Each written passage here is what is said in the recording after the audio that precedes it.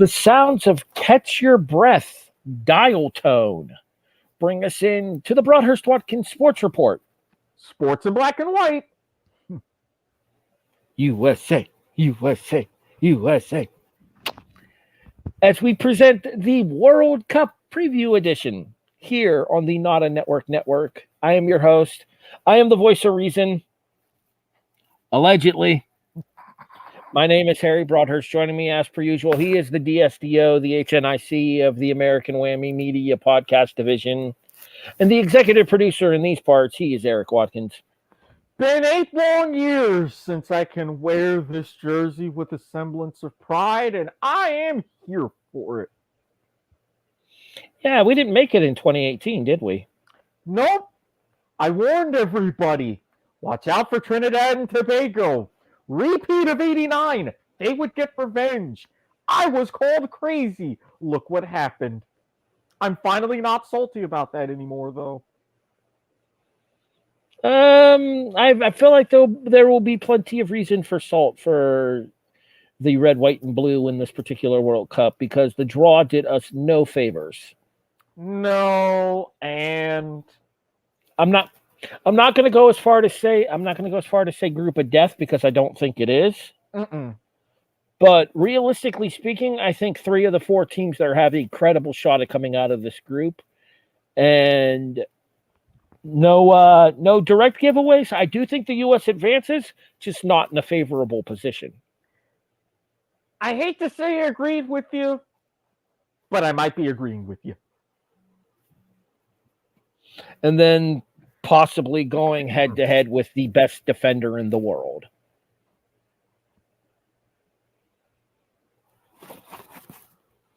Oh, who just happens to play for Liverpool. Just tossing that out there. You know, all right. I can see why fans are going to be mad because they can't drink at the stadiums. I mean, going to Qatar, you should have seen this coming. But I get why there's a big to-do because, advertising and everything else. Oh, this was 100% planned by this country. Oh, there is no way that this happened by accident. No, this was a plan all along. Lure them in with the promise of allowing these kinds of concessions, and then right before the tournament starts, once everybody's already over there, nope, fuck them, pull them away. Pretty much. And everybody's like, oh, respect their country, respect their rules. You're pulling out these arguments. See how those hold up over the next 48 hours. If there were a way for FIFA to cancel this tournament and run it next year and not Qatar, they would. But they already have all these licensings and agreements and other sponsorships that they have to go through. Budweiser's going to have FIFA's ass over this. Yeah, Sepp. You finally admitted years too late that this tournament should have been right here on this soil, but yeah, no, there was a whole bunch of this flowing around or anything. We talked about that on the Discord as well, courtesy of the second greediest governing body in sports. You know which one's the worst? Trying to think of who would be even worse. I'll give you a clue. Soccer's involved. The FA, Premier League, Super League, the IOC. Oh, I'm giving an asterisk on that because for them it's different.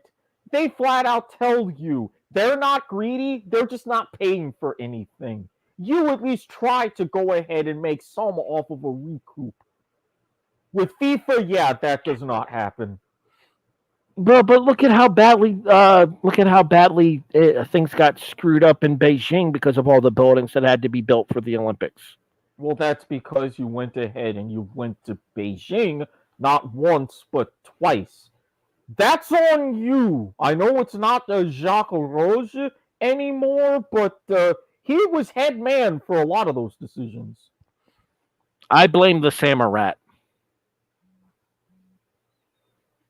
It all goes back to Juan Antonio Samaranch. Yeah, I mean, the primary corruption that was especially relevant back in the late 90s, early 2000s with the International Olympic Committee. Oh, absolutely. It was rampant there. And at least the one benefit is they got wiser and selected host cities for the next few Olympic Games in reasonable environments. Les Jeux Olympiques en Paris 2024. You have, I think it was Milan Cortina in 2026 for the Winter Games, and the potential debut of Olympic cricket in Los Angeles in 2028. I'm throwing it out there to the universe. I think a cheeky little T10 tournament, same vein as Rugby Sevens. I'm just saying, IOC, you're welcome. I'll take tickets. And maybe free stay in the Olympic Village. But we won't talk about that right now. I'll negotiate my turn. No, I've seen. No. You're not allowed anywhere near the Olympic Village because I know what happens in the Olympic Village. I don't know what you're talking about. Getting together, camaraderie, building everything as you train for the Olympic free condoms. Games. I mean, that happens to be exactly. All right, let's get to it, shall we? Let's.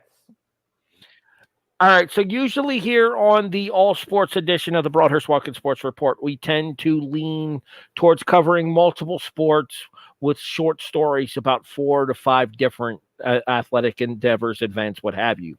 This particular episode, however, much the same way last week's was our college/kind of NBA preview, this particular episode will be World Cup Qatar 2022 focused. So what we're going to do is we're going to go group by group, and we're going to kind of give you a miniature breakdown of each of the teams in the group here. And we are going to give you our 2 teams that we have coming out of each of the 8 groups into the round of 16. We won't give you full projected order of finish, but we will tell you who we have winning the division and who we have finishing second, because that's going to slot into our brackets or our round of 16 as we go forward. I will tell you right now, I did make a change on one of my predictions earlier today once the news became official about a certain striker. Okay. And I don't know if you already had them not advancing, but you might want to consider said change as well. Oh, no. If it's the change that you're talking about, I already had them not advancing because I wasn't sure about that anyway. Plus, different methodology. All right. Well, it's actually the very first group that we're going to talk about, so no reason to beat around the bush. Let's go ahead and get to it, shall we? Mm-hmm. Group A features the hosts, Qatar. Hold on, let me pull this up. Ecuador, the Netherlands, and Senegal. And the team specifically that I refer to is Senegal. And the fact that their lead and the former head striker at Liverpool, Sadio Mane, has officially been rolled out for this tournament. So I will say that this did actually change one thing very slightly for me. I originally, when I made my predictions for the World Cup tournament, when I originally did my Fox Sports Pick 6 or whatever they call it now, the chance at $1 million for the chance at $1 million for the perfect bracket. I originally had Senegal coming out of the Group A as the runner-up. I no longer have Senegal coming out of Group A as the runner-up, and we kind of talked about this in our W2M Sports chat. I feel like Mane is the heart of that Senegal team. He's obviously the biggest name involved in that team. He was the one who led them to the victory over the Salah-led Egypt at the African qualifiers, in addition to the African championships as well, just a couple of months prior to the World Cup qualifiers down there too. Yeah, the African Cup of Nations.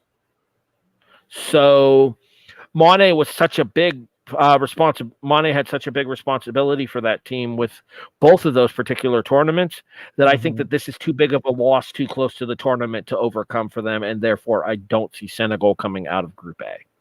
Now, as much as I give credit to Senegal, with still some of their big names like Chelsea teammates Koulibaly and Mendy in goal, with the group, not necessarily being too strong. However, and I'm going to go back to this as soon as I get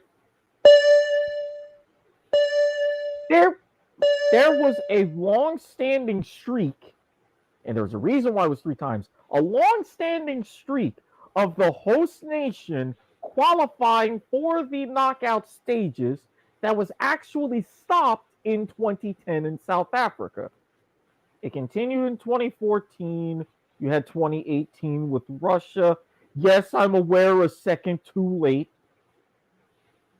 But I had it originally with a team that was strong enough, just coming off of an Asian Cup victory and really making themselves a force, along with the familiarity of their team playing in different confederational tournaments. I had Qatar coming second out of that group even before this news. See, I still don't have Qatar coming out of this group. I actually have Ecuador coming out as the two. To me, while Ecuador is good, especially how they played in those qualifiers, which the CONMEBOL qualifiers were particularly, while top heavy, still very rough. You can ask a fan of a certain Peruvian team that came this close to qualifying but got knocked out right at the last hurdle. I don't necessarily know that they're going to have enough. Didn't Peru get knocked out by New Zealand? Australia. In the last chance qualifier, right? Yep, Australia in the continental playoff. Yeah. Okay. Because I remember seeing that they were going up against one of the teams from the Australian region, from down like Australia, Tanzania, New Zealand, that area. Well, actually, remember, Australia jumped ship. They left so quite some time ago for better competition, leaving Oceania, and they're now part of the Asian Confederation. That's why they were involved in that last chance qualifier, as they won the Asian playoff to get to the continental playoff. Aha. Today I learned. Mm-hmm. For some reason, my Fox Sports thing is... Although, don't worry. I love you, mailmen. Come 2026, you'll get your automatic qualifier for the first time ever, and hopefully you'll be at a place to where I can either cheer you or jeer you in person. I have not forgotten about you. And for those of you that remember the origins of the mailmen, you're the real ones. For some reason, the Fox Sports app is acting screwy right now. Give me 1 second to get this running here. Okay. I think we're in agreement when it comes to Group A, though. Netherlands is winning this group. Absolutely. Like, very clearly, far and away, the most talented team in this pot. Depay, Luke de Jong, Frankie de Jong, a certain Virgil van Dijk, you name it, up and down that team, the Orange are a threat. I wouldn't be surprised to see them make a really deep run in this tournament either. Like, we'll talk about that specifically here once we get to our knockout brackets. But yeah, when it comes to the said knockouts, I have A1 on the left side being the Netherlands and A2 on the right being Ecuador. And this is where I disagree. I agree with you with A1. Netherlands, it's their group to lose. But I think Qatar, especially at home, knowing what's at stake for that country and how they have spent the last decade building towards this, I think that they will do enough to nick second place and be on the right side of the bracket.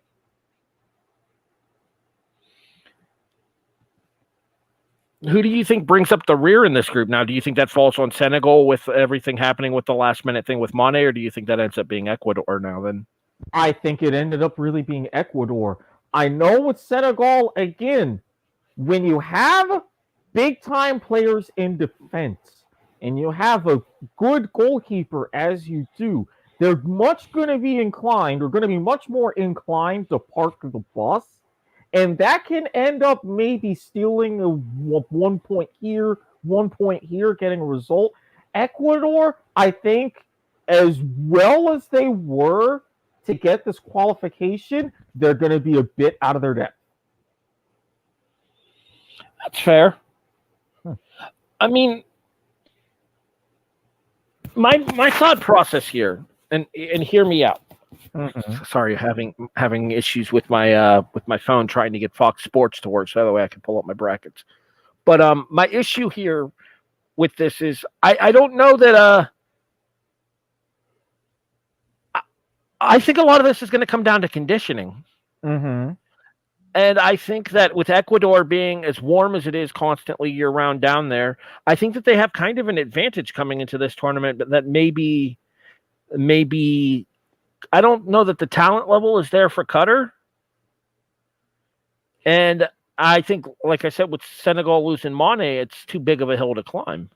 But here's the rub for Ecuador, though, and I'm glad that you mentioned with the conditioning. Yes, you're right near or closer in South America to the equator. However, if you look at where their national team pitch plays in Quito, you are talking so far above sea level. You have had players complain that they want that stadium banned.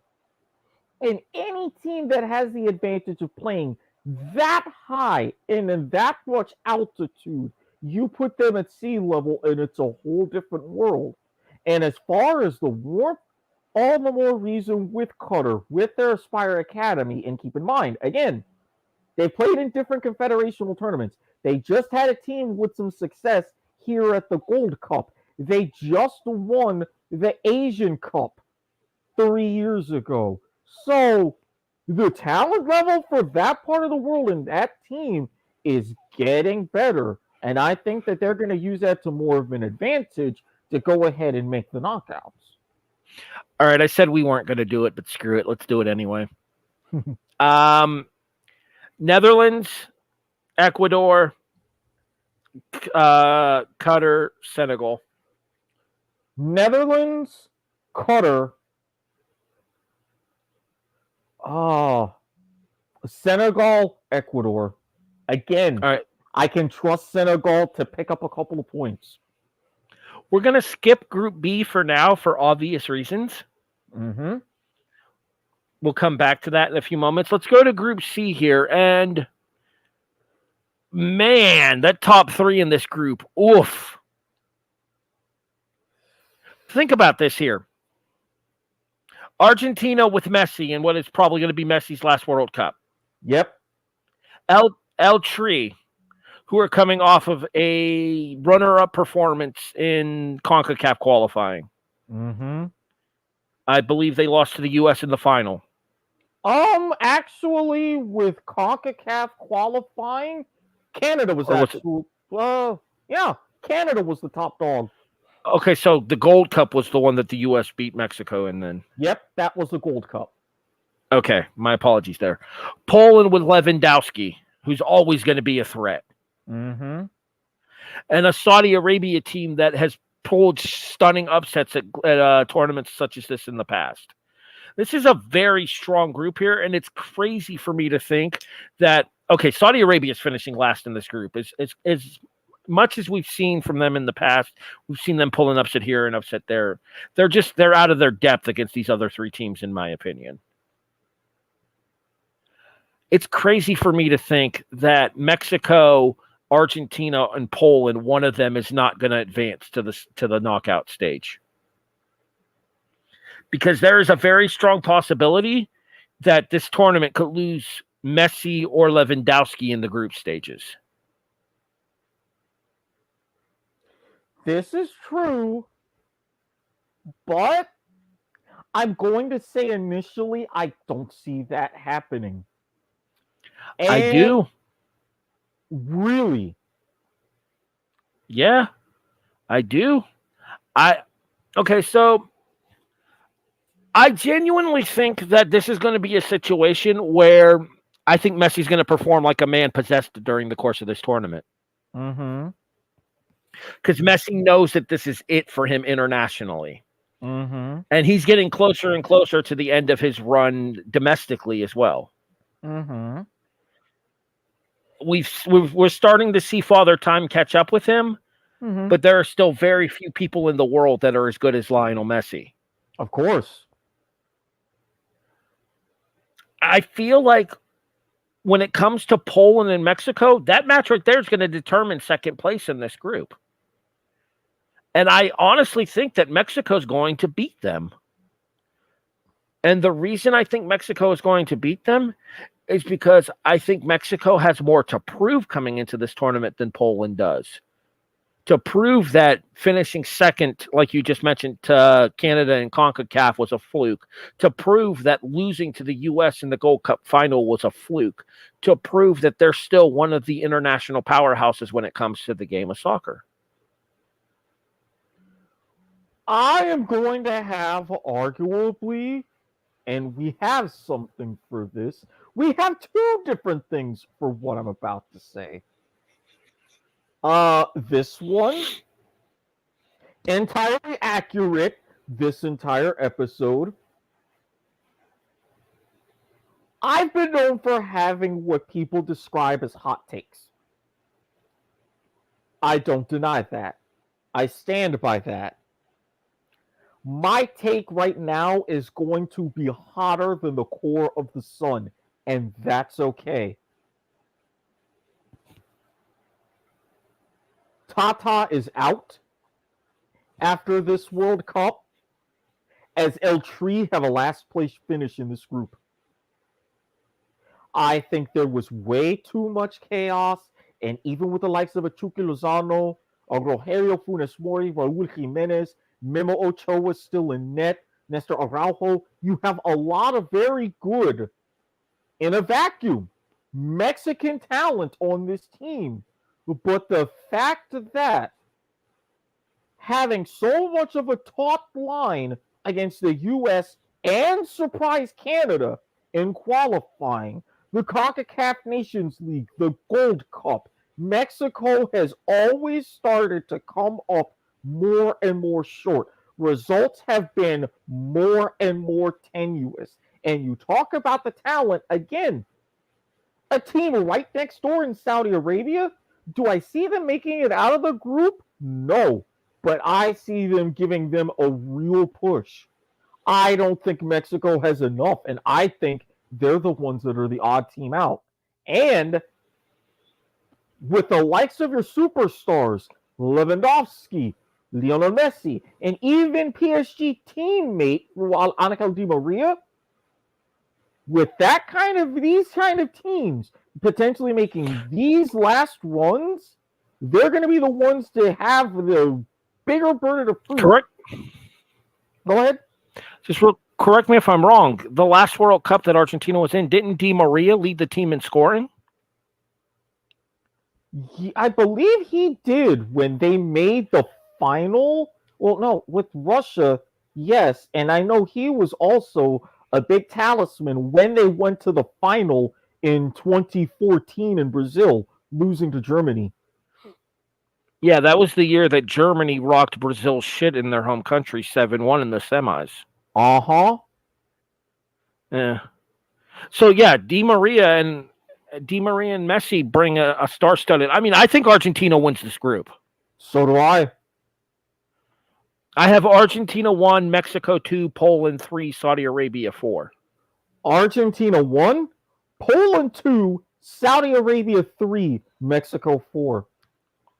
Goodbye. Adios, Tata Martino.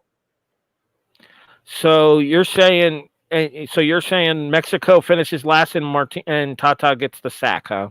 Yep. Muchas felicidades para tu servicio. Fuera Tata. Es realidad. Oh my God! I just realized something. You're saying Tata to Tata. That's a set of Tatas. That's not family friendly, Mr. Watkins. Different context. I am not drawing the ire of anyone else. They're already mad enough that they're not participating in this tournament. All right, let's move forward, shall we? Mm-hmm. Let's move over to Group D and figure out who's going to play the members of Group C that advance. Because correct me if I'm wrong. A1, B2, B1, A2, C1, D2, C2, D1. Correct. And then straight down the bracket going down on both sides, correct? Correct, yes. All right, so D2, D1, D2. I'll be honest. The only team in this group that I'm really super familiar with is France. We talked about Australia a little bit earlier and the fact that they moved up to out of the Oceania region into the Asia region in order for tougher qualifications. Mm-hmm. France the defending champions, if I'm not mistaken? Beating Croatia 4-2 in Moscow, if I remember correctly. Either Moscow or St. Petersburg in the final. Okay, so France are your defending champions. Mm-hmm. All right, they find themselves in the group with Australia, Denmark, and Tunisia. Yeah, France is really the only one that I'm super familiar with, so I have them winning the group. The other three, to me, European quality soccer tends to be stronger than the other regions over there on the other side of the world. Mm-hmm. So I went with Denmark in second place. Okay. You're going to be able to give a more analytical breakdown as far as what you think happens coming out of Group D. Okay. But for me, it goes France, Denmark, Tunisia, Australia. Now for me, much less of a surprise, Les Bleus. They will be the ones to exercise and end the World Cup winners' curse. That being teams who win the World Cup failing to make it out of the group stage for the following tournament. The following tournament happened to Argentina in 2018, or in 2018 in Russia. Yep. After Argentina won the tournament in 2014 in Brazil. Exactly. And Spain crashed out in Brazil after winning in South Africa, and you can go back a ways. Les Bleus has got a friendly enough draw, and even with the different clouds hanging over the likes of Kylian Mbappe and where his fate lies, I mean, just look at the attack. Mbappe, Antoine Griezmann, Olivier Giroud, Karim Benzema turning back the years, Ousmane Dembele. That's just your attack. Wait, Giroud, the former Swansea guy? Yeah, Olivier Giroud. Mm-hmm. Okay. And that's just the attack. You're not even getting to guys like Eduardo Camavinga in the midfield. Rafael Varane is one of your main defenders. This goes on and on. So you've got a deep team, and this is the perfect time to end that curse. Second of all, however, as much as I love the Danes, especially former Brentford B, now with Manchester United, Christian Eriksen, and what would be a beautiful redemption arc. While Denmark has a very solid, especially midfield and going forward style of play, even though Australia got a little bit lucky, I go back in these conditions. If you're good enough to play strategically, play a bit better from the back, and park the bus when you have to, knowing your surroundings a little bit better, I think Australia can do that. In a mild shock, I see Australia, the Aussies, the Kangaroos. Although technically that's their rugby league team, but you know what I'm talking about, the Socceroos. I was going to say, I believe they're officially called the Socceroos. They are. I see them coming second.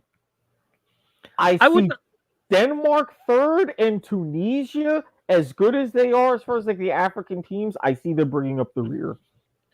Well, I think there's a significant drop-off when it comes to your European countries and then the African countries. Just like we've kind of seen that in the African Cup of Nations as well, where it's like Senegal, Egypt, and then everybody else. Right. as it has been over the course of the last couple of years for those. The Mane-led Senegal team versus the Salah-led Egyptian team. So that would put Argentina versus Denmark on the left side of the bracket, and Argentina versus Denmark on the left side of the bracket, and France versus Mexico on the right. Yep, and for me, Argentina, Australia on the left, France, Poland on the right. All right. Once again, we will come back to the Group A in the very top of the two brackets, or to Group B in the very top of the two brackets at the end of the first round for obvious reasons. We move over to Group E, Eric. And man, who did Costa Rica piss off? Oh, adios los ticos. We somewhat barely knew ye. I don't think there's any question. I think, to me, Germany's winning this group. Mm-hmm. But I think Spain and Japan's going to be a dogfight for second. I completely agree. Japan, again, circle them with having that teeny bit of an advantage. Oh. And I'm going to give you a little bit of a spoiler alert here. This particular group has my champion in it. And it also has my third place team in it as well. Yeah, that we completely disagree. I will say that now. We'll get to those when we get to the knockout stages, but I'm just saying right now, I have Germany winning this group. I have Spain finishing second. I'll put Japan third, and, well, Costa Rica, it sucks for you, buddy. I mean, as much as we here in the U.S. have seen him face Keylor Navas in net, still one of your top-tier keepers, you're still relying on the likes of someone like a Brian Oviedo and a Brian Ruiz in the midfield. This Ticos team, while good for CONCACAF and even not as a formidable force in CONCACAF that they were, that's really going to show in this group. I'm pretty much with you. Die Mannschaft won. La Furia Roja second.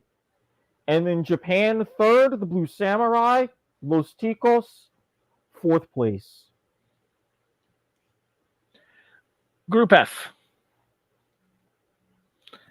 I got to be honest. I think this is the most wide open of the groups. I think any of these four teams could win it.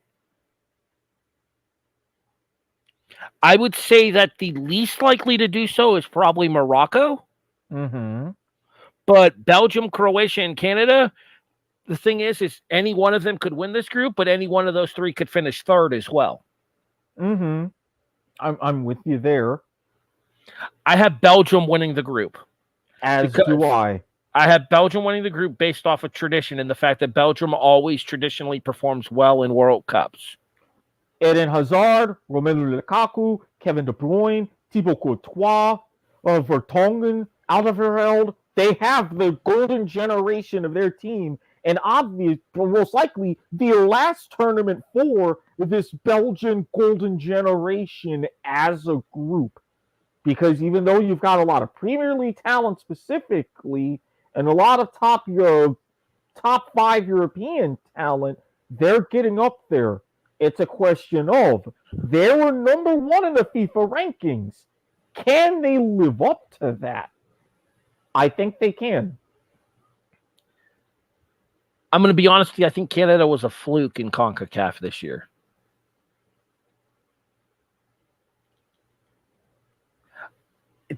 How long has it been since we've seen this kind of performance from Canada? 1986, the last time they qualified. So this is their first World Cup in 36 years. Mm-hmm. So they've missed the last 9 World Cups is what you're telling me. Correct. Uh-huh. I congratulate Canada on their performance. Nobody saw this coming. And I will say that they played really well in CONCACAF this year because I had a chance to watch both their games against the U.S. and I got a chance to watch both of their games against Mexico as well. I caught bits and pieces of the highlights of the Mexico games. I watched the U.S.-Canada games in full. Mm-hmm. I think they got a bad draw here with Croatia because I think Croatia matches up well with them. And I think Croatia is superiorly talented. The problem with me with Croatia, it's a similar problem with a few of these European teams. At key positions, they're still a little bit too old for my liking. I mean, you can look at Luka Modric and what he does in almost metronomic fashion all day. And if this were a traditional summer tournament, oh, it's easy, but it's not. And I'm going to give a little bit of a shock here. To me, Croatia does not make it. Well, I mean, you're basically saying Belgium won, Canada too. No Canada? No Canada. We'll see you in the Nations League. Belgium 1, Morocco 2. Wow. I have Belgium 1, Croatia 2, Canada 3, Morocco 4. Belgium 1, Morocco 2, Croatia 3, Canada 4. Again, they're going to do phenomenal in the CONCACAF Nations League. Sneaky favorites to win it. And I think this World Cup experience will propel them to that. And watch out for them come 2026. That gives me Germany versus Croatia on the left side. You would have Germany versus Morocco. Uh-huh. And then on the right side, I have Belgium versus Spain. As do I. All right. We move to Group H. Or Group G, sorry. Mm-hmm. Group H is the last of the groups. I've talked about revenge a lot. Yep. And I think that there is a team down in Brazil that is absolutely stewing over their performances in the last two World Cups. And I think that they got a relatively favorable group here for the pot of Group G. Mm-hmm. I don't see anybody in this group that's going to challenge them, honestly. I think Brazil runs away with Group G.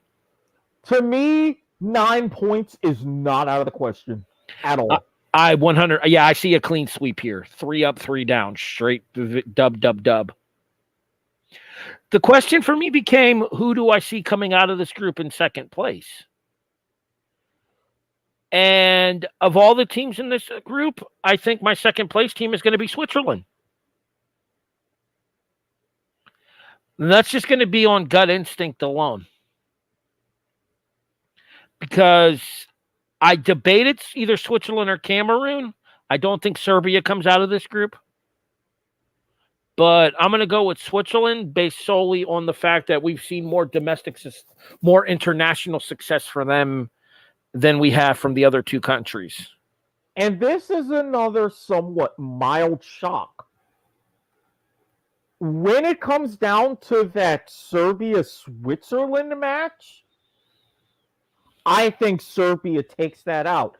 It's probably going to be scrappy, 1-0, maybe 2-0, but something about the Swiss team doesn't entirely feel right.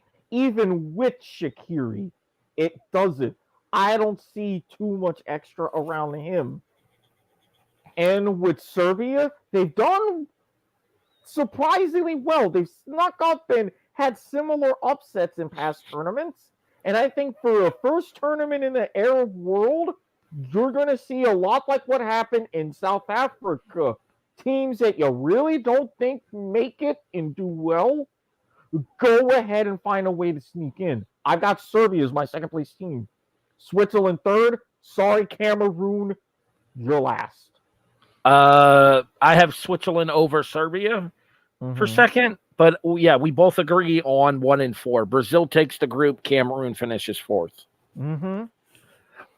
That takes us to Group H. And this was the toughest of the 8 for me to pick the winner of, because I think it's pretty apparent there are 2 teams in this group that I think are going to fight for the win. Mm-hmm. And I think those 2 teams are the 2 teams that advance forward as well. What many are considering probably the last major international tournament for Cristiano Ronaldo, with Portugal, who won a World Cup back in 2010, correct? No, Spain won the World Cup in 2010.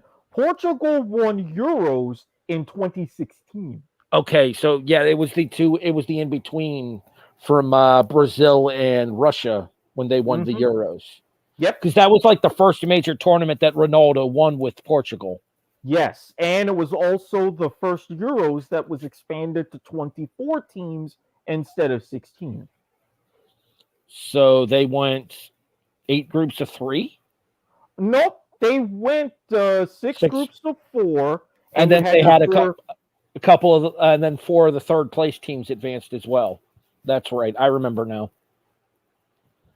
I think Portugal wins Group H. I have Uruguay 2nd, Ghana 3rd, and South Korea 4th. I've got a couple of flip-flops. And the reason why Portugal, I didn't have them winning the group to begin with, even with Cristiano Ronaldo and his recent interview talking about Manchester United and that situation.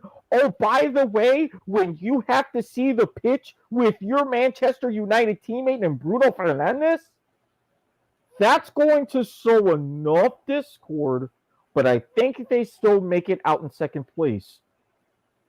Talking about redemption, Luis Suarez, Edinson Cavani, what better of a redemption team after everything than Uruguay?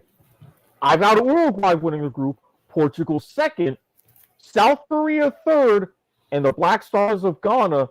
I really sound like I hate the African teams. I don't, but I have you in 4th place. Again, you might end up like joint 3rd, having to settle things on tiebreakers. Way too much familiarity with this part with both of these regions. But as we talked about, aside from Senegal, Egypt, Africa is not giving anywhere near as much as they did in 2010. And even with the likes of Andre Ayew, no. Africa needs to really, as a football confederation, do some regrouping and looking at themselves. They definitely need, just in general, they need to consider how they call talent for these national teams here. And the problem to me is a lot of their best players get snapped up at a young age. Mm-hmm.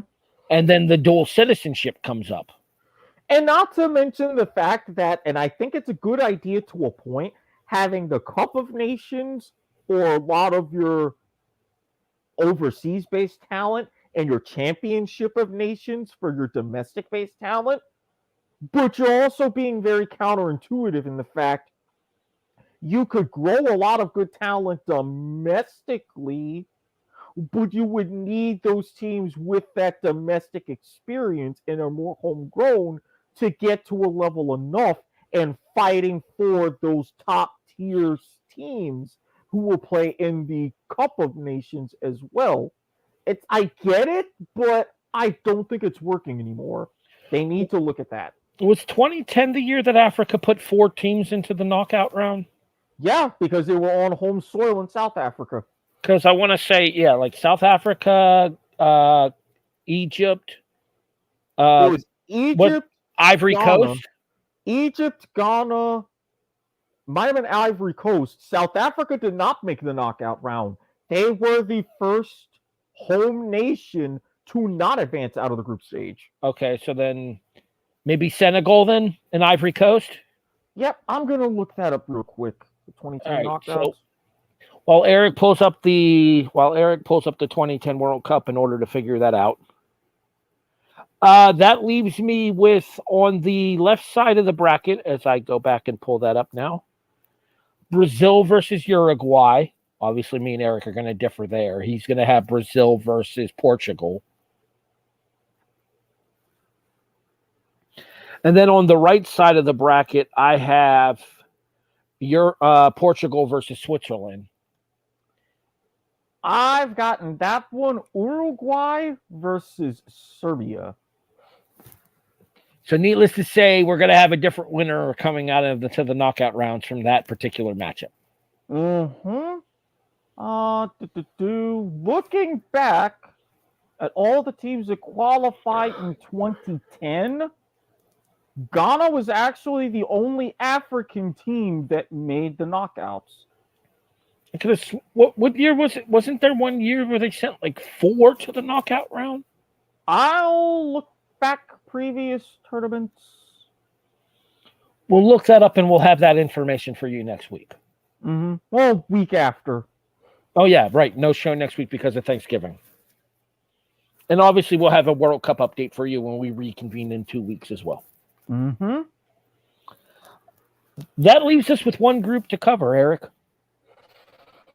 Oh, boy. England. Wales.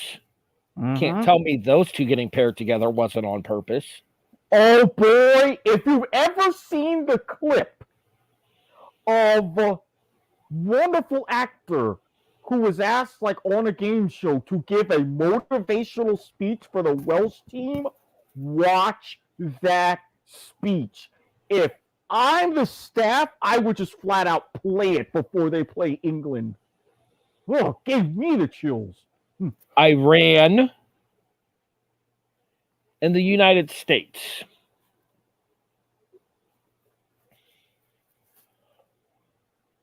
Wales is going to be a problem for the U.S. because I feel like it's a matchup nightmare.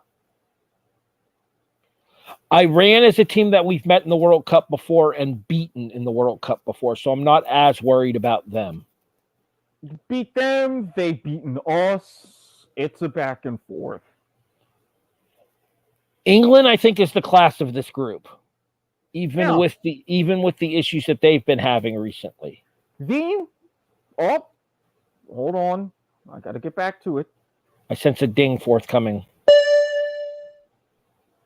As rated by CIES, who does player evaluations for the transfer market, England, the most valuable team at this World Cup, combined player value €1.5 billion. So about with current exchange rates, 1.4 billion, or rather 1.6 billion US, since the euro is still slightly below parity. Shocker, I know. Impressive. I think Wales is going to determine whether or not the U.S. advances. Because I think that Iran finishes 4th in this group. As much as it pains me to say, having seen Iran in qualifying, though, I can agree with you there. England wins the group. And I think this is a situation where England needs an international result in order to take some of the fire off of their team. Because of the fact that Russia, were they the semifinals or the final? Semifinal.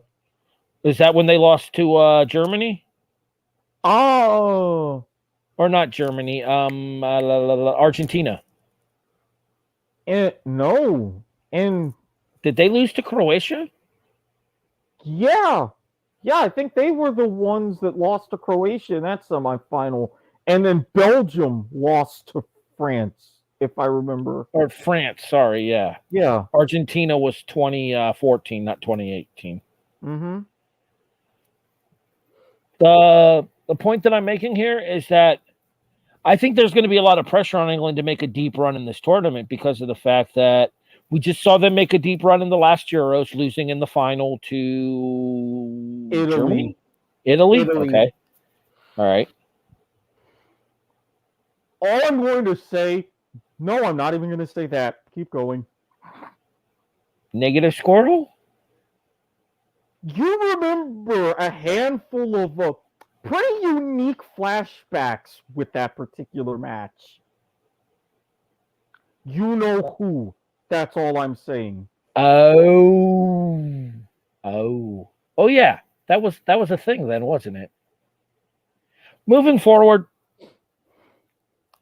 we'll spare you any further trips down memory lane with that regard. Yeah. Italy not qualify? No, Sucks to they be did them. not. After winning the Euros and a hellish qualification group, they did not make it. Boy, were fans pissed. I sense a coach who was probably out of a job. I mean, Euros is great and everything, but it's not the World Cup. Okay, back to it though. Obviously, correct me if I'm wrong. Monday for England, US? No, Yeah. US Wales on Monday. Oh, hold on. Let me go back. Yeah, U.S. Wales Monday. I believe that's the Monday morning, 8 a.m. Eastern. When's US England? U.S. England is Black Friday. Is that the late afternoon kick, the 3:30 game Eastern? Oh no, 3:30. What are you talking about? The games are at 8, 11, and 2. Okay, well, close enough. 2:00. So yeah, England, U.S. Black Friday, 2 p.m. That's what I thought. I figured it was probably the afternoon slot. It was the prime slot for the day. And I am also mistaken. U.S. Wales also at 2 p.m. on Fox on Monday. I mean, yeah, that makes sense that they would want to put it on major because I'm imagining the other matchups are on FS1. Yes. For Monday, Senegal, Netherlands at 11 a.m. on Fox. England, Iran on FS1 at 8 a.m. Okay, so well, yeah, 3 matchups a day every day. The only reason why you only have 3 on Monday is because the opening match of the tournament is usually in isolation. That's why Qatar Ecuador is Sunday. The other matchups Monday. Then you go to your regular 5 a.m., 8 a.m., 11 a.m., 2 p.m. schedule starting Tuesday. Oh. So Qatar and Ecuador have the stage to themselves on Sunday. 11 a.m. Why's it got to be so dang early? I'm sorry. Have you seen where Qatar is? Time zones are not friendly. Yeah, isn't it like Middle Eastern, like over by Saudi Arabia? Yeah, if you look, Saudi Arabia here, Bahrain, tiny island up here, Qatar on the peninsula right over here. Which would put them at about 12 hours ahead of us, I believe. 9 Yeah, hours. that would make sense because if they're 12 hours ahead of us, that means the games would be kicking off at 2 p.m. Yeah, plus when you get to the 12-hour time zones, now you're talking China. Okay. So overall projected order of finish in the group here. England won. I think the U.S. gets enough done to finish second. But I think there's a lot of pressure on this U.S. team to have a result here because of the fact that expectations are so high after winning the Gold Cup. Mm-hmm. And I think that if this U.S. team falters out of the World Cup in the group stage, then heads are going to roll with the national team. Oh, yeah. As if things weren't bad enough now. But absolutely. We'll talk about their fate in the round of 16 here in a second. I'll go England 1, the U.S. 2, Wales 3, and Iran 4th. I'm pretty much there with you. England wins, the 3 Lions. Stars and Stripes in second.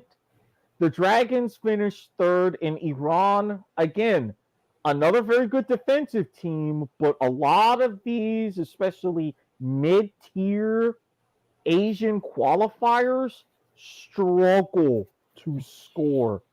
And Wales is especially going to redeem something with Gareth Bale, fresh off of winning MLS Cup with Los Angeles FC just a couple short weeks ago. Not to mention, Bale's also been a previous standout at World Cups in the past as well for Wales. World Cups, big Euros. ones with the Euros. Mm-hmm. I want to say, I'm not sure if it might have been tied, but wasn't he like in contention for the Golden at the last Euros? Mm-hmm. Or didn't he win the Golden at the last Euros? I don't remember if he won it or not. I'll go back to that. Well, while Eric looks that up, that brings us to our knockout stage of predictions here. And the reason I said that I see the U.S. getting out of the group but not much further is we talked about it a little bit earlier. Eric and I share the same round of 16 matchup. It will be the Netherlands versus the U.S. And that is a horrendously unfavorable matchup for the U.S. Because while I like a guy like Christian Pulisic, I think the problem for the U.S. is that Pulisic and Virgil van Dijk are familiar with each other. Mm-hmm. With the battles that they've had over in the Premier League. Pulisic with Chelsea, I believe. Mm-hmm. Still with Chelsea. And VVD with Liverpool. Advantage Netherlands there because Van Dijk will be able to tell his fellow Netherlands defenders how to shut down Pulisic. I don't think the U.S. has enough firepower outside of Christian Pulisic to be able to get the job done against the Netherlands. I like the idea of this U.S. team advancing out of the group stage in the World Cup, but that whole Fox advertising campaign, the Dear Santa campaign, yeah, that dream ends in the round of 16 against the Netherlands. I have talked about this many, many times. I have seen the U.S. team in many, many matches. Your microphone is being covered in some way, shape, or form. You're better? Like, much. There is one glaring problem the U.S. has had all cycle. We do not have a clear-cut number 9. We thought it was Pepe, who's not even on this roster. We tried out. I mean, we're getting Gio Reyna, Pulisic at the 10, Weah, Josh Sargent, you name it. 4-3-3, mixing a lot of things around. Berhalter has done a lot. But at this position, it's not enough. England, depth of talent. Grealish, Foden, Kane, Rashford, Sterling, you name it. Wales, Gareth Bale. We're going to do enough, but without having that number 9 against a guy like VVD, we're not cutting it. We're not cutting it. And to wrap up your one question about Gareth Bale, did not win the Golden Boot at the Euros in 2021 last year. Cristiano Ronaldo ended up tied as top goal scorer with 5.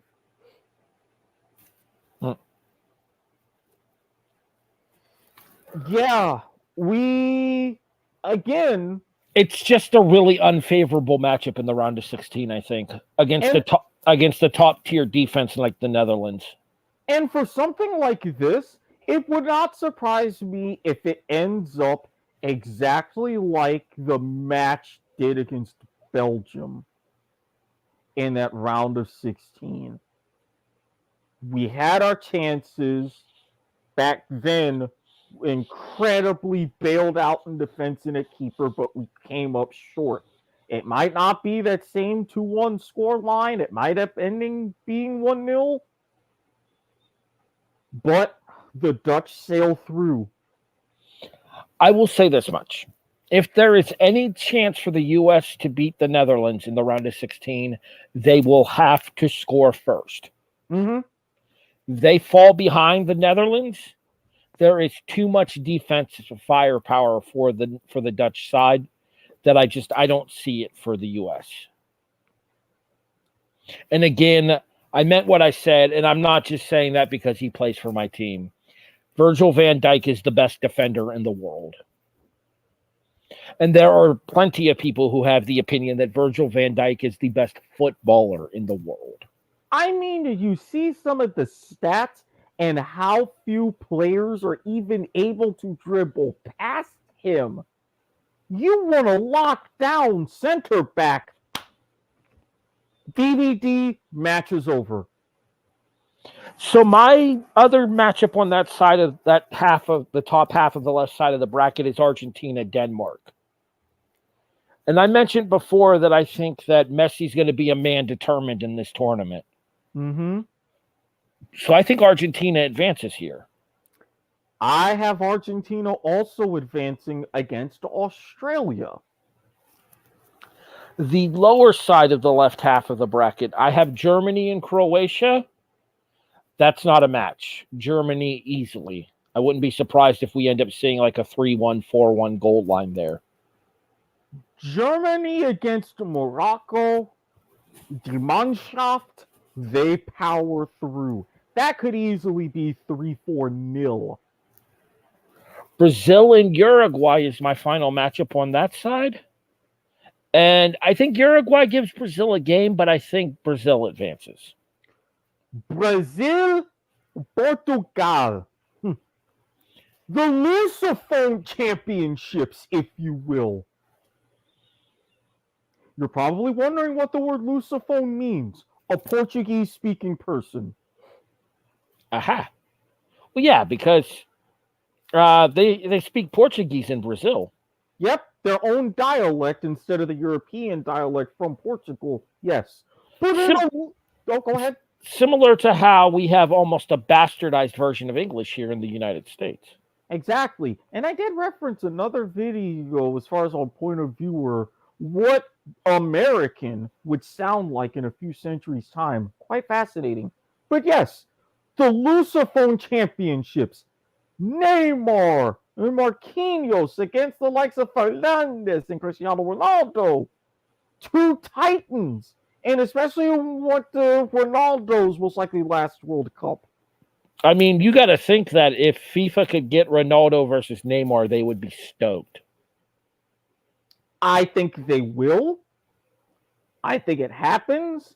It's a banger. And in Seleção contra Seleção, o Seleção Brasileiro avança. Brazil is the one to knock Portugal out and send Ronaldo, as much as I love CR7, off into the sunset. So I have Ronaldo, and like I said, I have Portugal winning that group, so I have them on the right side of the bracket, which we'll head over to now. England and Ecuador. Honestly, I don't think it matters who finishes second in Group A. You have it being Qatar or Qatar, depending on how you want to pronounce it. I have it being Ecuador. It really doesn't matter. England's going to kick their ass in the round of 16. Completely agree. Qatar's going to have a shining moment. They'll have it great and make it there. England, another team on a mission. They storm through. You mentioned that you could see the Germany scoreline being 3-4-0. I wouldn't be surprised if the England scoreline here is like 3 or 4-0. Same. Yeah, I can see the same thing. I have Les Bleus versus El Tri, which I think is a very intriguing matchup if it happens. I have Les Bleus advancing as the defending champions advance to the quarterfinals. Les Bleus, l'équipe française, against those quirky, scrappy Poles. This could wind up being the first match of the knockout stage to go to extra time. France has enough to just outshine and go through 3-1 or 2-1, 3-2 along those lines, but I have France winning. I will say this much: if it does end up being France-Poland, Poland would need a huge performance from Lewandowski in this match. Mm-hmm. Bottom half of the right side of the bracket, I have Belgium versus Spain. Mm-hmm. And I have Spain knocking Belgium out.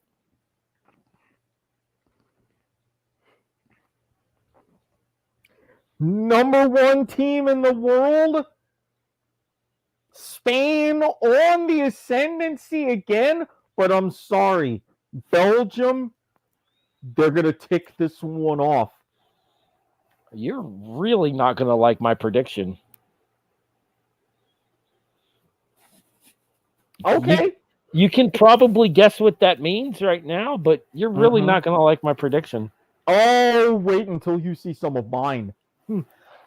The bottom half of the right side of the bracket, I have Portugal versus Switzerland, and I have CR7 advancing to the quarters. I've got Uruguay and Serbia, and again, La Celeste, te amo. One more shock for the road.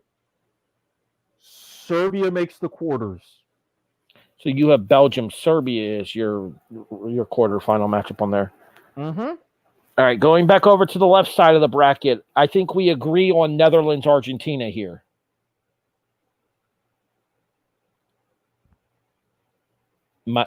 I froze for a second. Did you hear what I said? Yeah, you think we agree on Netherlands, Argentina? I have Argentina advancing.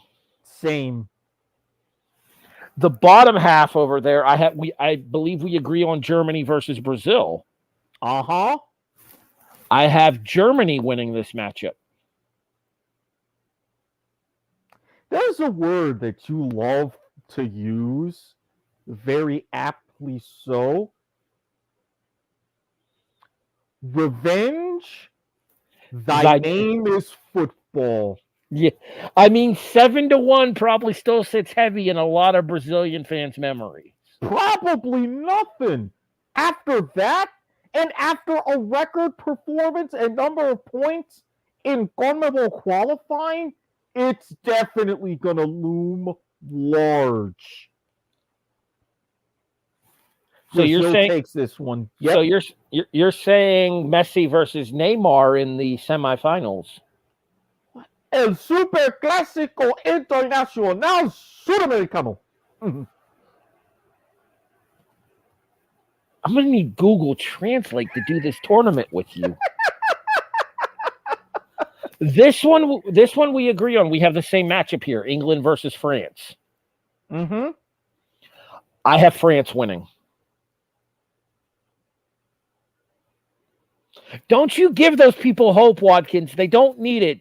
You're going to set them up to kill. You're going to set them up to hurt their feelings again, just like the Euros did. Oh! Dramatic doggo? Dramatic. I say no more. We keep going. Dramatic doggo. Remember those words you just said before the dramatic doggo. I have Spain versus Portugal here, and I have Spain winning. I've got Belgium versus Serbia. Throw on some more waffles. Keep that waffle iron hot. Belgium goes through. Este parte de nuestra presentación está presentado por Inca Cola, la cola dorada. Left side of the bracket, my final is Argentina, Germany. I have Germany winning. Recuerda que lo dicho que este partido es el Superclásico Internacional Sudamericano. Claro que sí. Your old rivals, Argentina, Brazil. Sí tiene Messi contra Neymar y Alisson contra Ángel Di María. I don't know if you could tell that was. Nosotros no tenemos un SAP button for that sumbitch.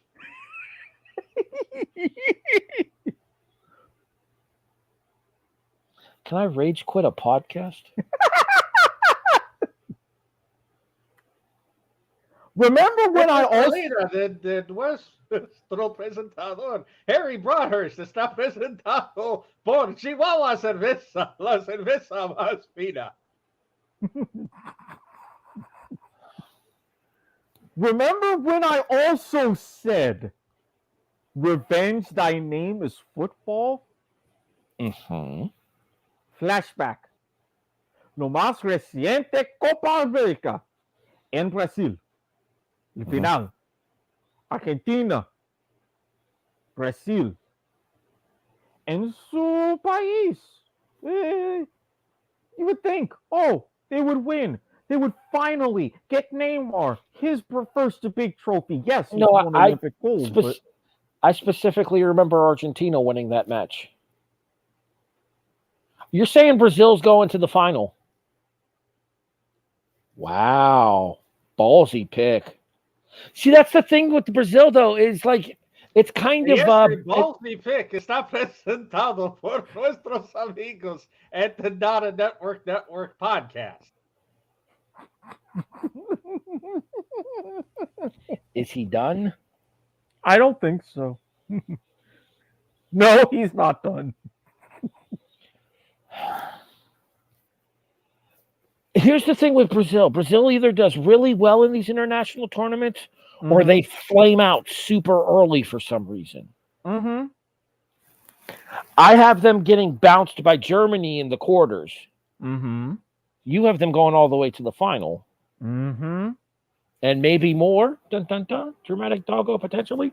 Like I said, remember what you said before I launched the dramatic doggo. My right side of the bracket finalizes with France versus Spain. Uh-huh.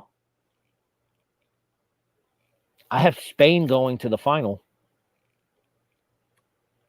Remember what I said about the waffles and the waffle irons? Brazil versus Belgium? Brazil versus England. England unplugs them for the second straight tournament. Yeah, because the English men's team gets to a final. Okay, but is it enough? Well, we'll get to that. I didn't say translate. I said I was going to need Google Translate.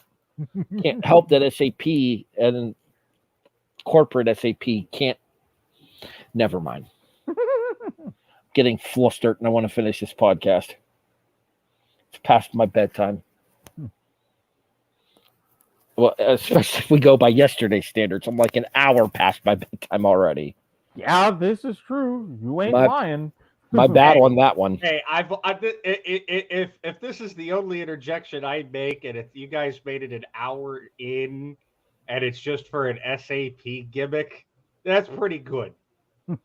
and as always, I didn't do this to you. You did this to you. Do you have any World Cup predictions you'd like to share? No, because Peru's not in it. Bye. Well, at least know the fact that the team that knocked out Peru at the last hurdle, I have them going to the knockout stages. So don't feel too bad. My third place matchup is Germany and France, which is kind of ironic when you think about it. The 2014 winners versus the 2018 winners. Mm-hmm. Germany 2-1. Argentina, Belgium. They're playing fast and loose. A cracking affair. Messi gets one last winner to say goodbye for real this time, and a 3-2 victory. My final is Argentina, Spain. Mm-hmm. Messi gets to the final and falls there. Spain 3, Argentina 1. You know, the U.S. and England, as they say, two countries separated by a united language, opposite sides of the Atlantic. We have a bit in common. High expectations for our foundational national sports. Women's teams doing better than men's teams in those sports. For we all know when we celebrate England getting to the final of the Women's Euros in 2009 and winning it, the most recent edition. England and the men's team, that final against Italy, their first men's team in a final since 1966. You harken back against that match at Wembley against the old enemy. The likes like a Bobby Charlton, a Jeff Hurst, battling a young Franz Beckenbauer, the match going into extra time, and the trophy comes home. All throughout England, you can hear it in London. You can hear it in the Midlands and Birmingham, up north in Newcastle, all throughout. You would hear the song, the chant, for days on end. It's coming home. It's coming home. 2 p.m. Eastern Time, 7 p.m. over in the UK. You turn to the BBC. You watch. Nails bit to the quick. Drinking your pint, sipping, living, dying through every moment of the 90 minutes. And then you see the final score. You see it slip through your fingers once again. Neymar on his own mission, knowing that he is nearing the end.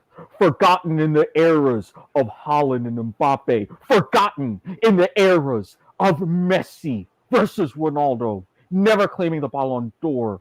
Going back to his young days as an 18-year-old. Playing, running around the pitch. Setting the Brasileiro afire for Santos. Being venerated in the Paulistão before making his big European move. He finally gets the vindication as he marches up the steps of that stadium in the final. He collects his medal and he hoists the World Cup trophy that will ice his career. Pele looking on, knowing his record will be broken, knowing the number 10 will be worn with pride in the green and gold once again. Orgulho pela seleção brasileiro, as they will go back home and celebrate with Luis Inácio Lula da Silva as he celebrates another win. Brazil 3, England 0. You have not only losing, but getting their asses whooped. Tears will flow through the British Isles for months on end from this result. So I'm sorry. I'm looking through the so we're on the Fox Super 6 thing. Mm-hmm. And I'm looking through and I'm seeing here, and you actually have 1, 2, 3, 4, 5, 6, 7, 8, 9, 10. The featured brackets. Mm-hmm. You have 10 people who agree with you. Okay. I have 3 people who agree with me in Spain. Okay. The 2 biggest projections are your champion and my runner-up. Either Brazil or Argentina. And most of those people have Brazil and Argentina meeting in the semifinals.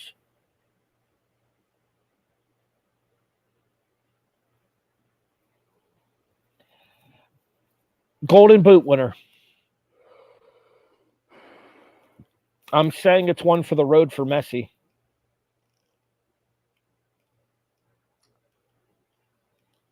Honestly, I don't want to necessarily go for a big name because I could see someone like Neymar winning it to really put his stamp. He could. Oh, I'll say him officially, but don't be surprised if it's someone a little more obscure who tears it up in an early exit.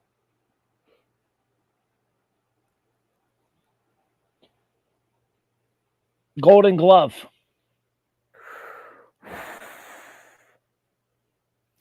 I think you have the right idea with this one. Mm-hmm. Alisson? Yeah. I think Brazil has the run up to the third place finish. Or excuse me, no, I have them knocked out in the quarters, excuse me. But I wouldn't be surprised if all three of their group games end on a clean sheet. Mm-hmm. Alisson, 3 clean sheets in the group stage. 2 in the knockouts, including my final. So both of your award winners are Brazilians. Golden Boot, Golden Glove, Golden Ball is probably going to be trickier. That's overall points, correct? Golden Ball is actually player of the tournament. Oh, okay. Golden Boot is your goal scorer. Yeah, but who's overall points, like goals and assists? Oh, there is none for that. Because when you take into account the Golden Boot, the tiebreaker, if you have multiple players is tied, assists, and then if assists are level, fewer minutes played. Gotcha. So basically what you're saying is if somebody has like a hat trick, then you're going to, in a game that's decided, you're going to want to pull them from the pitch. Mm-hmm. In case it comes down to that. All right.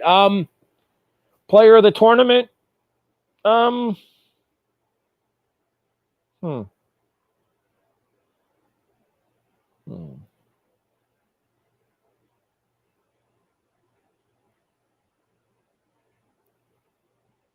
I think I'll stand by my pick for the Golden Boot here. I think I'll give it to Messi. Kind of a one for the road situation where the Messi shows up and shows out what I think will be, and I do genuinely believe this will be his final tournament for Argentina. Like, because he was talking about the fact that the last World Cup was going to be his last tournament for Argentina, and yet he's back for this year. So I do think this is it for Messi internationally. Yep.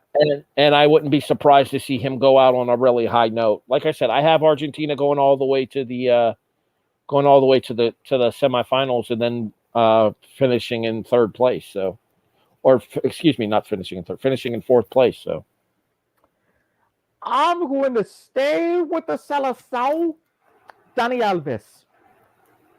I think with a couple of main performances to help ease the pressure off Alisson to win the Golden Ball.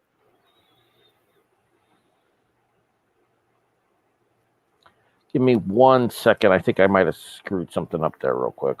Alrighty. Hold, please. I have Argentina as the runner-up. My apologies. Okay. I thought I did. Yeah, because I have Spain winning, Argentina second, Germany third, France fourth.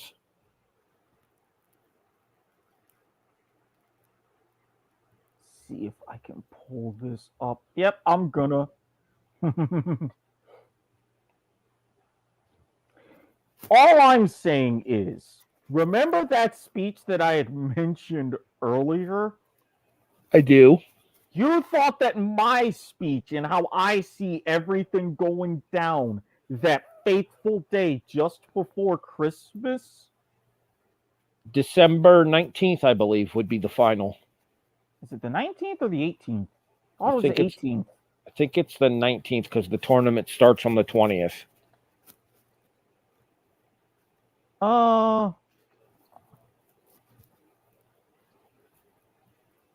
Is it the? Nope, I was right.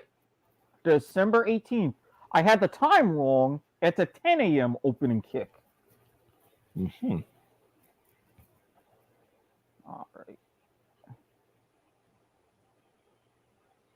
as a proud Welshman, you must be excited to be playing England in the World Cup this winter. Oh, yes. Can I ask you, could you give us a little burst of the sort of rousing speech that you might give the Welsh lads before the game? Oh, my God. That's a big responsibility. Yes? Can we have some music, please? All right. I have to get in the right headspace now. Okay. Amarohid. Amarohid. I hear the voices singing. Speed your journey, boys, boys, back. One nation, singing with one voice. A song of hope, a song of courage, a victory song that floats through the valleys like a red mist, rolls over the mountaintops like crimson thunder. A red storm is coming to the gates of Qatar. It crackles with the spirit of 58 and Jimmy Murphy's boys. It turns the pages of the history books and finds Rob's page, waiting, still to be written. What would you write in there, boys? Dare you write your names on that page? We haven't waited 64 years and come halfway around the world to be troubled by a neighbor from back home. When the English come knocking on our door, let's give them some sugar, boys. Let's give them some Welsh sugar. They've always said we're too small, we're too slow, we're too weak, too full of fear. But Amarohid, you sons of speed, as they fall around us, we are still here! Yeah! To the world!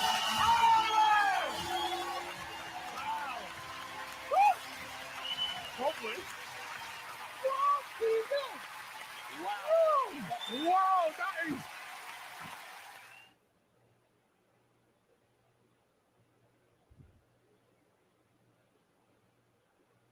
I kind of want to go play for Wales after that. I know with the controversy, I know the troubles, I know the news, the headlines, the boycotts, everything years deep within this tournament. You don't have to cast those thoughts aside. You don't have to worry about everything. But in the end, one sport, one world, this group of nations. There may not be a billion of you that fateful day, December 18th, to watch this final, but just know it's football. It's here. It's now. It's Qatar. It's the World Cup. Let it begin.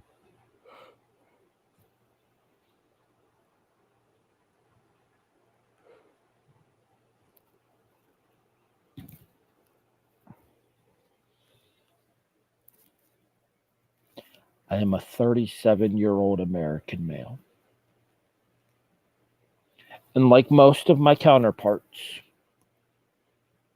I grew up not giving a damn about soccer. It was this tournament that forever changed me. The World Cup. 2004. Excuse me, 2006. Apologies.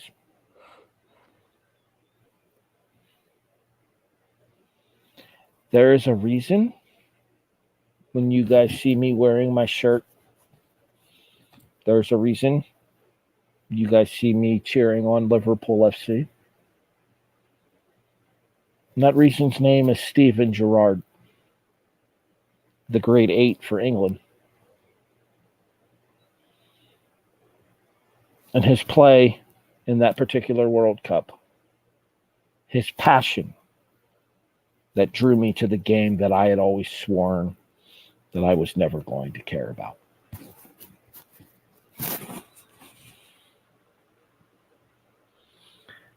You can have your Super Bowls for your one-day events. You can have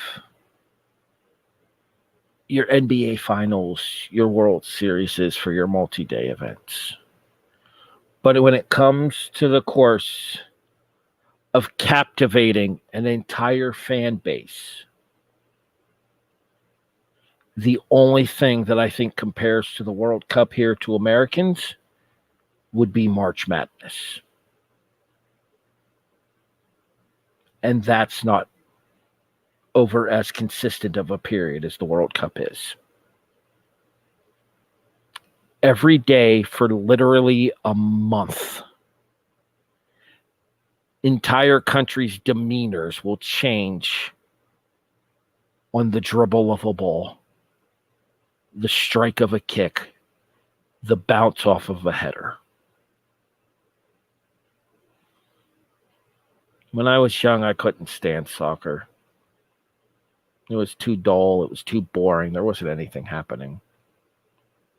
As I've gotten older, I've gotten to appreciate the nuance and the beauty of the game. And this tournament is the reason why. Onward. And let the games begin.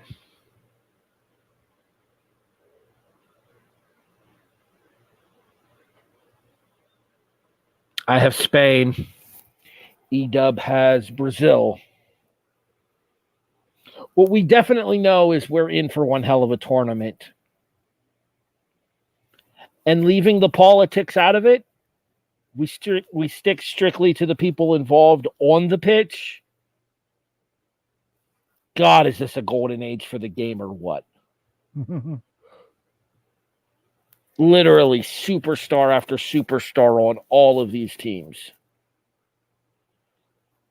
Who's who of soccer in this tournament?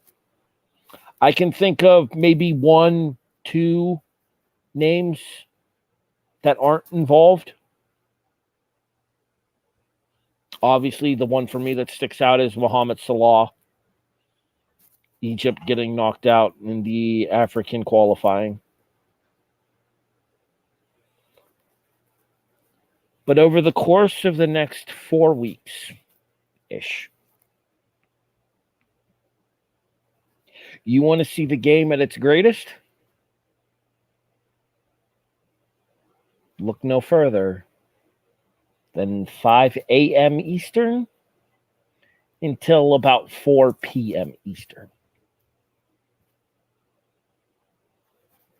Let the games begin. You look like you're ready to watch right now. I mean, on top of the fact that this is the last World Cup of its kind. Well, yeah, that. With the expanded rosters and everything. Well, not just with the expanded rosters. Remember, United 2026 will be an entirely different animal.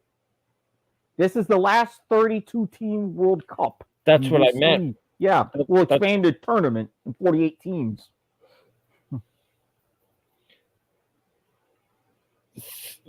So what are we going to go to? Have they decided how that's going to work going forward?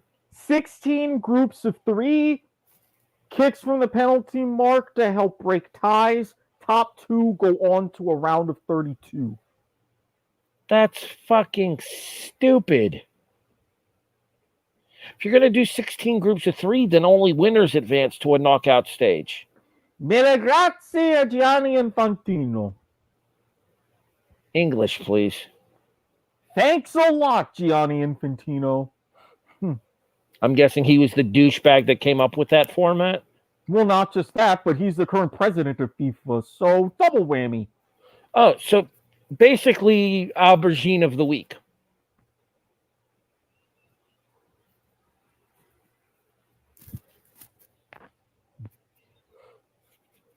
Honorable mention to Mark Lamping as well. Just because. Exactly. He has his place in permanence. And also to snowstorms in the Buffalo area.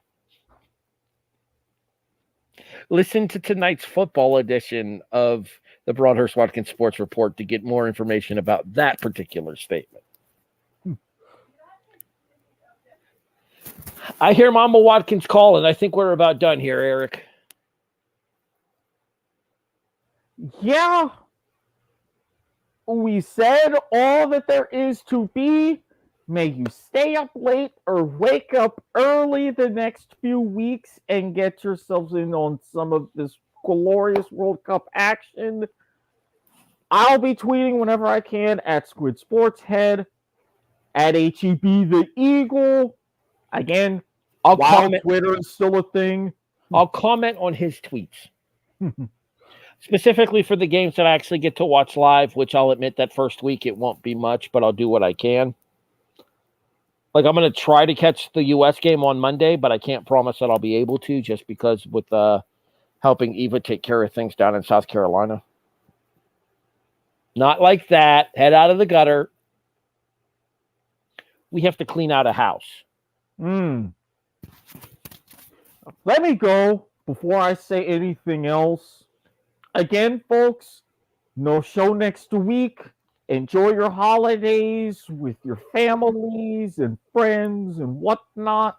We will say it now.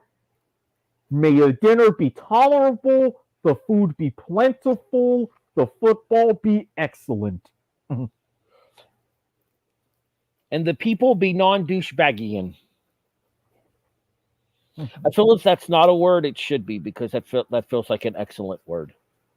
We'll get on Webster's and Oxford to hook us up with that.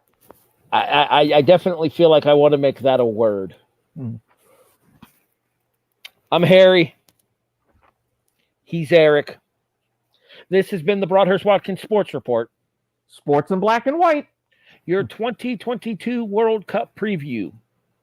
We'll be back in 2 weeks with the All Sports Edition. We'll get you updated on the status of the tournament, the shockers, the not-so-shockers. Whether or not the lack of Budweiser has gotten anybody killed over in Qatar, believe me, it's entirely a possibility with some of these hooligans. Just saying. And catch you up on everything else going on in the sports world as well. Enjoy your weeks. We will see you guys back here in hopefully 13 days if all goes according to plan. Thanks for listening or watching, everybody. At HEB the Eagle, at Squid Sports Head, at Not a Network Pods for the network, twitch.tv/AWP Podcast. Search for Not a Network Pods on YouTube or search specifically for the Broadhurst-Watkins Sports Report. Thanks for listening. Thanks for watching. We'll talk to you guys in 2 weeks.